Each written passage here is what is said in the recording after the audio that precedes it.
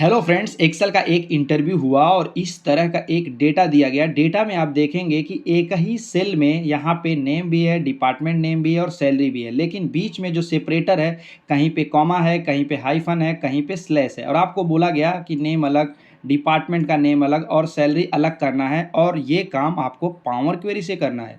तो आप ये काम कैसे करेंगे, आइए आप लोग को बता देता हूँ। सबसे पहले इस डेटा को कंट्रोल टी से टेबल में कन्वर्ट कर लेना है। उसके बाद में टेबल में कहीं भी क्लिक करके डेटा टैब में जाना है और फ्रॉम टेबल रेंज पे क्लिक करना है। तो ये डेटा आपका पावर क्वेरी के अंदर लोड हो जाएगा।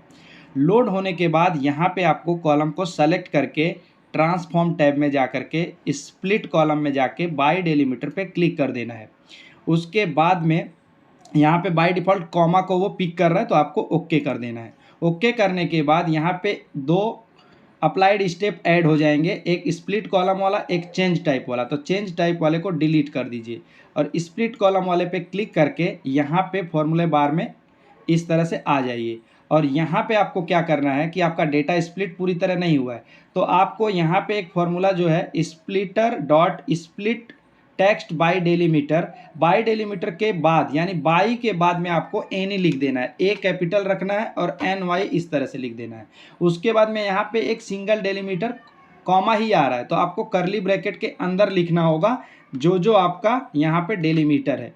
मान लो आपको स्पेस भी हो सकता है, स्लैश हो सकता है, जो चीज़ें हैं वो यहाँ पे डबल कोट्स के अंदर कॉमा करके लिख दीजिए। तो हमारा कॉमा के लिए यहाँ लिखा हुआ है, फिर हम कॉमा देके दूसरा वाला डबल कोट्स के अंदर लिख देंगे हाइफन, और फिर उसके बाद कॉमा दे करके तीसरा वाला लिख देंगे स्लैश।